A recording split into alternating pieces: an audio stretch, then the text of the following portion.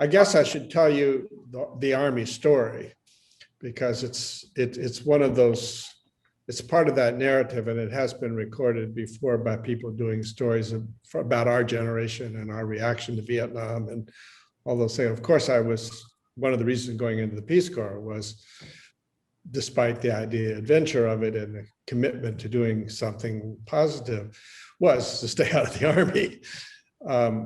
I came from a neighborhood, a middle-class neighborhood, where, and it was connected in the draft board to a very upper-class, neighborhood. I can't remember her name now, but the head of the draft board, the woman, I'm sure you had such a person that you had to report to.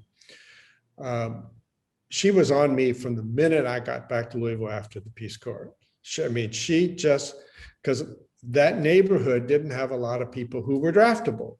Many had gotten deferments, many were in the National Guard, that kind of thing, and others had clout or whatever. And it wasn't a neighborhood that produced people who were very draftable. And that's one of the reasons I ducked into that graduate program as fast as I could. And I had 2 little operations, to fix my broken nose, and I had a little thing in my chest that had to be removed. Those helped. I tried to apply for a conscientious objection, too late, bub. So on and so forth. I tried everything.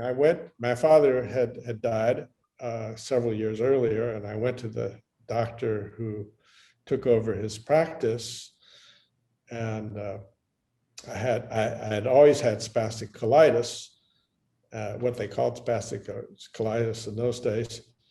And I went to him and I said, I have spastic, I'm having some trouble, and can you get me out of the Army?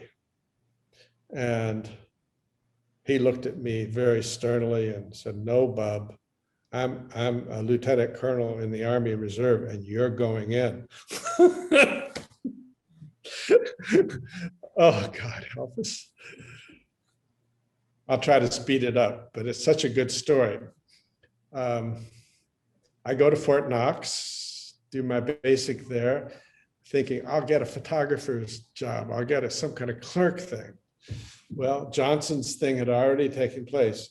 A lot of those college people weren't going to get those jobs. They were going to go into infantry, which is where I ended up at Fort Polk, Louisiana, Tigerland. Me too. Okay. And that was the jump off place. Obviously, you didn't go for Vietnam. And there's a wonderful movie called Tigerland about that experience at Fort Polk. I don't know if you know it. Whole bunch of good actors in it, maybe 15, 20 years old. It's a very fine movie. It's called Tigerland. So the company I am in is almost all college educated people. 1 PhD in clinical psychology. They needed one, apparently. He found out at Fort Polk, and they wouldn't let him take over, wouldn't let him out. One guy blew his brains out with a 45 in the back of the barracks. Number went deserted. A lot of the kids from West Virginia would go AWOL to go see their girlfriend or something, and they got in all kinds of trouble. And then there was a whole group from of African American from Detroit in that group. They were incredible, actually. They could do everything, but boy, were they rowdy, and they sort of drove us all. There is, and you may have done it, well, you weren't in infantry, so you didn't have to do it, but there's and this is in the movie, there is a exercise, the last serious exercise, I think, before you go to Nam, and you have to find your way through a battlefield, mostly carrying a 50-pound pack, your rifle and all that stuff. You have to climb over things and under barbed wire, and you have to do a compass course. You have to figure out how to get from point A to B or whatever, I can't remember. Meanwhile, they're shooting a 50 caliber machine gun about 10 feet over your head, enough to scare the hell out of you. It is really quite grueling. And I had gone to sick leave because my colitis was just acting up like crazy. And obviously, and they said, okay, we're gonna send you to specialist. You should take this tonight and you will meet with him tomorrow. That night was the drill, was this exercise. I poured what was castor oil over my stand-up salad, as you eat standing up, ate it. In the middle of the battlefield, I let loose, throw my pack off, crapping all over the battlefield. The lieutenant comes over, are you shitting on my battlefield? Yes, I just had some medication. Get off my battlefield, you coward, whatever it was.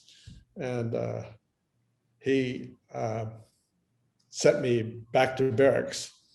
Next morning, I go to the specialist and I start to tell, he starts examining me and he said, do you want out of the Army? I said, well, of course, but I just like to get a change in my, what do they call it? Occupation, military occupation status or whatever it is called. Something else other than infantry. He looked at me, he said, Charles, you don't need to be in the Army. You've served your country. He writes this thing, I am out. Just like that. His name was Sternberg. I looked him up. He was a doctor from New Jersey. I said, are you serious? He said, yes. He said, I'm in here just like you are. And several years later, I called him to thank him. And I got the first plane out of Fort Polk, Louisiana, went to Houston that I could get. Didn't matter where. I gave all my clothes away. And frankly, I never collected or applied for my benefits that I'm probably due today for. So it was like a serendipitous, crazy thing. I had done everything possible to avoid it and nothing worked. I even went at Knox to try to become a rabbi's assistant.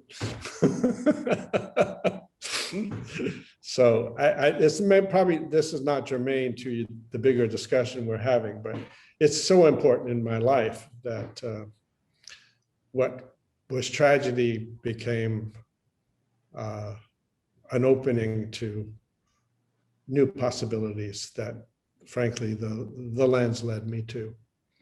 I was making some pictures, by the way, in the Army with a little Rolly, I forget what 35 millimeter was. It doesn't have a viewfinder,